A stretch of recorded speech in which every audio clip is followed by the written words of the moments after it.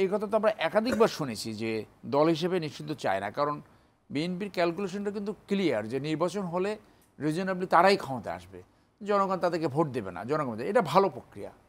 কারণ আপনার আইনের মাধ্যমে অথবা বিচারের মাধ্যমে অথবা অ্যাডমিনিস্ট্রেটিভ অর্ডারে কোনো দলকে ক্যান্সেল করলে পরবর্তী ম্যানেজমেন্ট যদি সঠিক না হয় পরবর্তী, তাহলে মানুষ ওইটাকে তখন বলতে থাকে যে আগে ভালো ছিল বা অমুক ভালো ছিল, সেটা বলতে থাকে।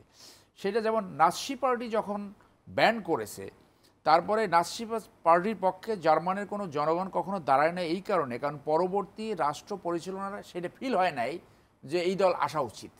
তারা এমন সুশাসন, ন্যায় বিচার অথবা গণতন্ত্র চর্চা করেছে। তো সেই জন্য যে বিপ্লবের দুইটা ফেজ থাকে, একটা হলো ইমিডিয়েট অবজেক্টিভস আর একটা হচ্ছে আলটিমেট অবজেক্টিভস।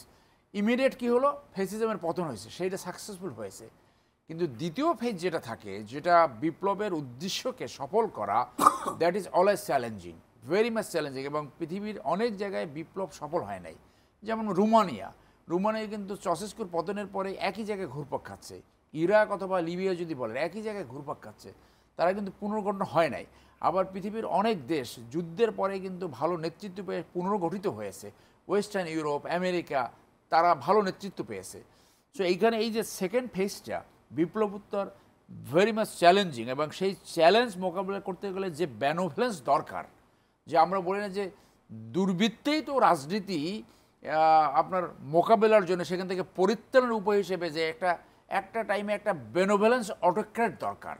সেইখানে লিমিটেড টাইমে স্টিম রুলিং দরকার হয়, যে খারাপ যে এলিমেন্টগুলো থাকে তাদেরকে ফেজ আউট করার জন্য।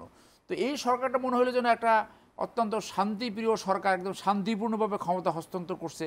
মানে এই স্ক্যান্ডিনেভিয়ান কান্ট্রি আছে না, নরওয়ে, সুইডেন, ফিনল্যান্ড, ওরকম সব শান্তিপূর্ণ, যার জন্য আমরা আনসার বিদ্রোহ দেখি, এই গার্মেন্টস দেখি, রাস্তাঘাট একদম অসহল হয়ে গেছে।